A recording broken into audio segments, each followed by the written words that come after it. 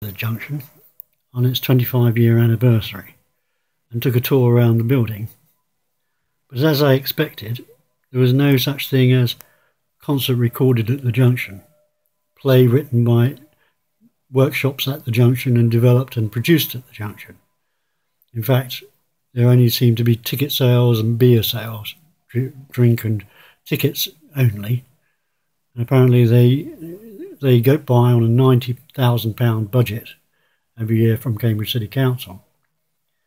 After when we had started this idea, the ways to move thing was the idea of to put publishing and to put recording and development so that the junction would produce work.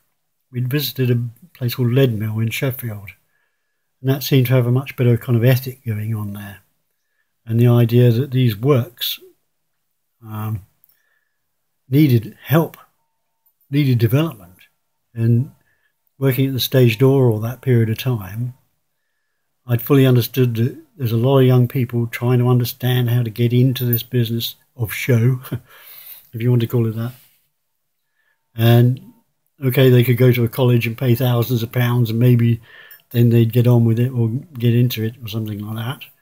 But there wasn't really a kind of grassroots way of learning how to do these things, or for talent that didn't have the money to do that kind of thing to get an opportunity. And that was more what interested me. But of course, the City Council can't deal with somebody who isn't interested in power and money, because all they think about is power and money. So if you do anything, they're suspicious that you're there because you want to put money in your own pocket, or you want to get power in a situation or something like that, and can't see it from any other kind of perspective.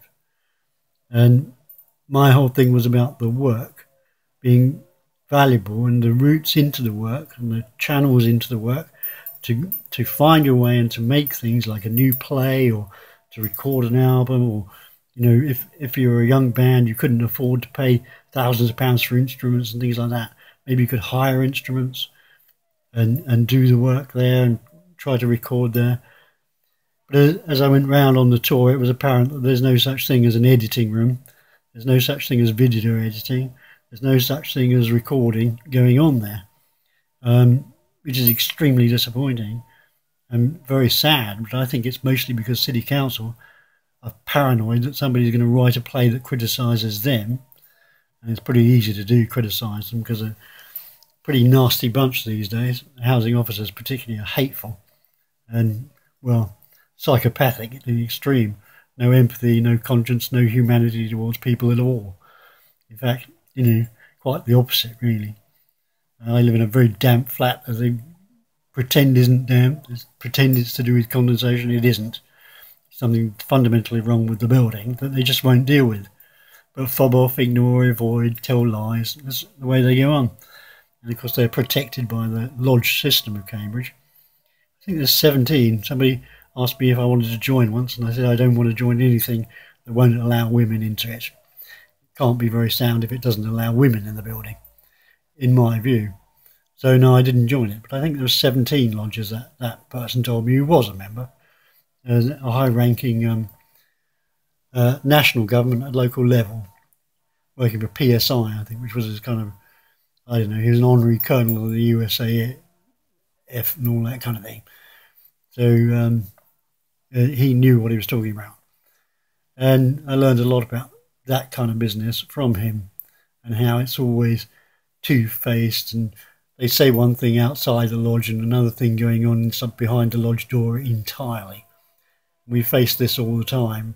As I say, with the Talk Talk concert was a good example. You know, in trying to inflate the cost of all these things so that they wouldn't be done, or they could fob it off and ignore it and not do it. Now, I have a lot of issues, and I bring up a lot of issues in what I'm going to say in this. And I would say that I have brought them to Cambridge City Council, to the Chief Executive Hammond, fobbed off and ignored and avoided.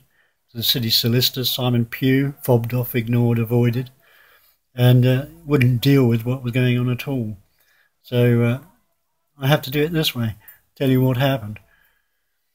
And so we move on to the LP.